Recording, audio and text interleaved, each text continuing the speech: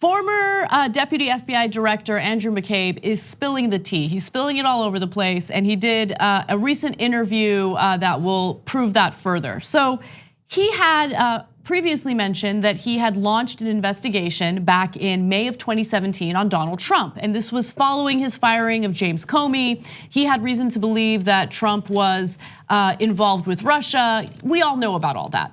But the latest bombshell has to do with his meeting with the so-called Gang of Eight, a bipartisan group, and how they reacted after he told them that he had launched this investigation. Take a look.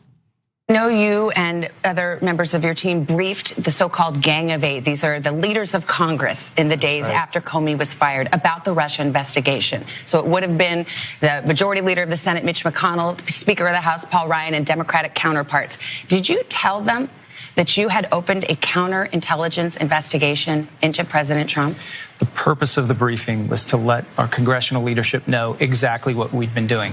Opening a case of this nature, not something that an FBI director, not something that an acting FBI director would do by yourself, right? This was a recommendation that came to me from my team. I reviewed it with our lawyers. I discussed it at length with the Deputy Attorney General, and I told Congress what we had done. Did anyone object? That's the important part here, Savannah. No one objected, not on legal grounds, not on constitutional grounds, and not based on the facts.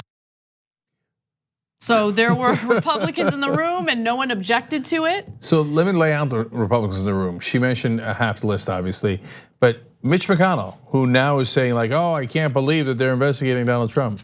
The FBI told Mitch McConnell now years ago, we're gonna investigate Donald Trump for possibly working with the Russians. He's like, oh, okay, good, let's go ahead, go forward. Didn't object, didn't say anything, didn't say, whoa, hey, what is this? A bureaucratic coup, that's the language they use now, right?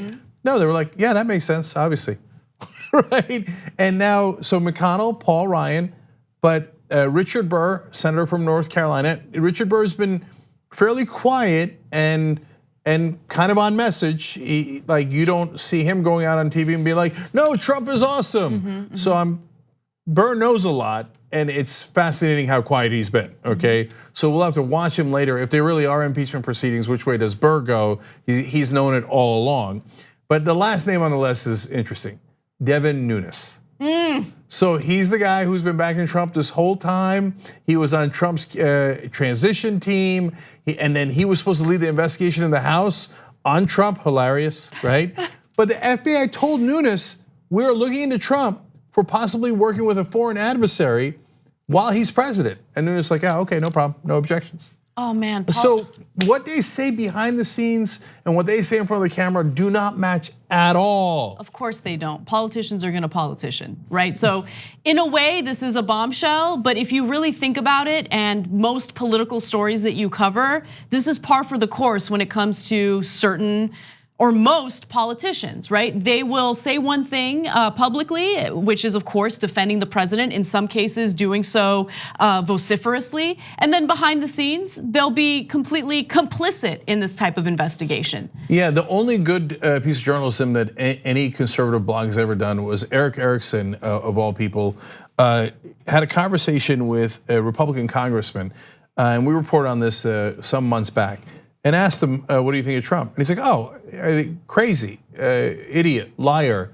What do you need me to say? We all think the same thing. But we of course can't say it on TV because then we'll get a primary challenger, or the base will turn on us and it's bad politics. But we all can't stand him. And the reason they can't stand him is not because he's not conservative enough. He's plenty conservative, plenty. And it's not, they don't disagree on policy much at all. Tax cuts for the rich, anti-immigration, you name it. It's just it's super obvious to everyone what an unbelievable liar he is, and how much intermingling he did with Russia, maybe before the election, certainly after the election, and how bizarre that he's been acting, and obviously how much he's tried to obstruct the investigations against him. Right, and I think Republicans, there are other things that they don't like about him. I don't think that they agree with him on most policies. For instance, declaring this national emergency is something that most Americans don't agree with, and a lot of Republicans don't agree with either because they're worried about it setting a bad precedent. That's just one example. Yes, when it comes to things like tax cuts for the wealthy, even some Democrats agree with that, we know that.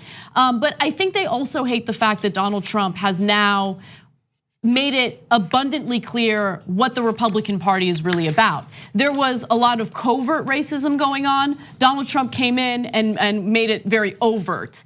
He's been very transparent about some of the corrupt influences within politics. And he's also been clear about, what Republicans or how far Republicans are willing to go for their donors, for the corporate world, how much disdain they have for the poor. These are things that have been clear to people like us because we've been paying close attention. But Republicans have been careful in hiding those characteristics. Donald Trump comes in and he just blows the door open and lets everyone know what these politicians are really about. They hate that. So last two things on this.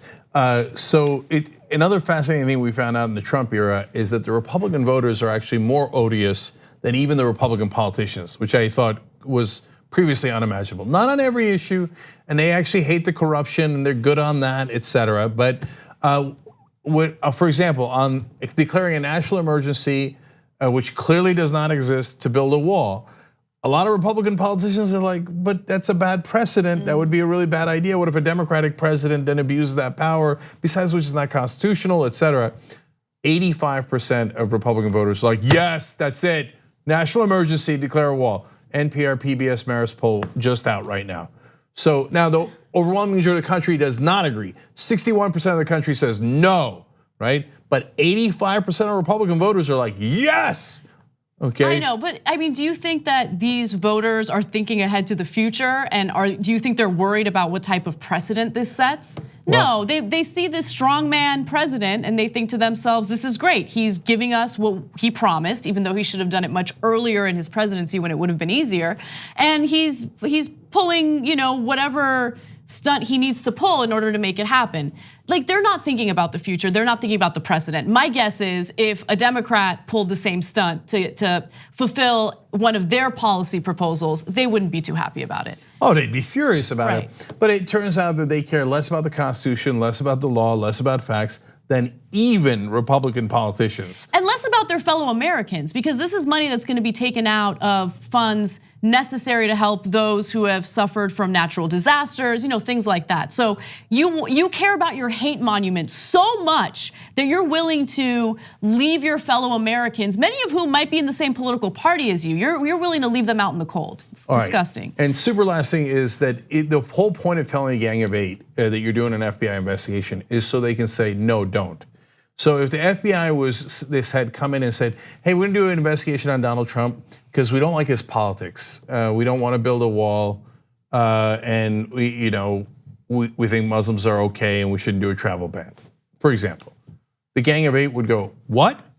No, you're not allowed to do an investigation of Donald Trump because you don't like his politics. That's insane. No, we're gonna do something about it. We're gonna prevent you from doing that. But their reaction in this case was not that at all. If they thought it was political, if they thought it was a coup, if they thought it was unconstitutional, that's the whole point of telling the gang of 8. They would then say, no way, not on our watch.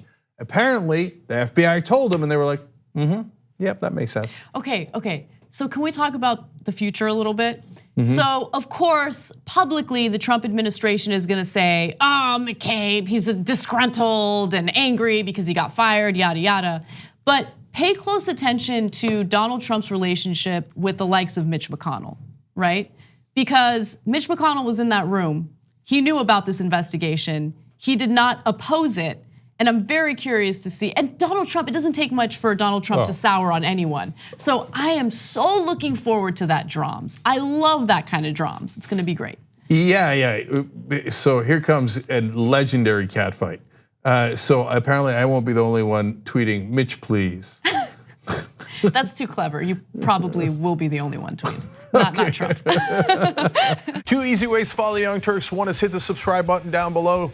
Then you're a TYT subscriber. And second is ring the bell.